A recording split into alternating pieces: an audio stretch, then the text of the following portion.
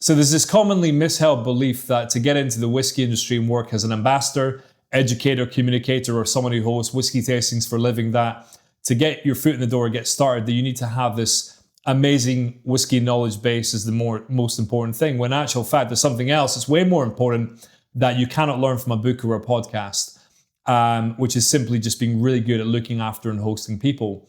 And that's the reason why so many of the best ambassadors in the business come from a hospitality background. It's because, not because they're good at food and drinks and cocktails and they have lots of spirits knowledge, it's because they spent years and years and years learning how to anticipate the immediate and future needs of everyone in the room, as well as reading what's happening in the room too. So let's say, for example, you're hosting your first ever whiskey tasting for a group of 20 people from the United States. They've just flown in the night before. They've probably stayed up drinking quite late. They've had 4 hours sleep. They're very jet lagged. And come 5 o'clock after a busy day, the last thing they're going to want to care about is the fact that you've prepared an hour and a half presentation about your whiskey brand. They're going to want to have a quick whiskey, have their dinner, and go to bed.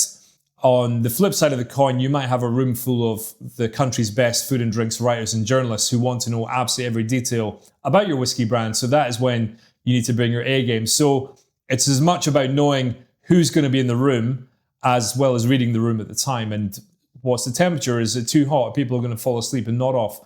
What jokes can you get away with telling? And trust me when I say I've learned the hard way after dropping a few clangers via some translators in countries like Japan and Bulgaria and so on. So if you want to get into whiskey as an ambassador, communicator, or someone like that, go and work in a cocktail bar, go and work in a restaurant, go and work in a cafe, work as a distillery tour guide, or go and work in a spirit and wine shop, because it's only after spending lots of time being around people and listening to what they want that you'll become really good at what you do.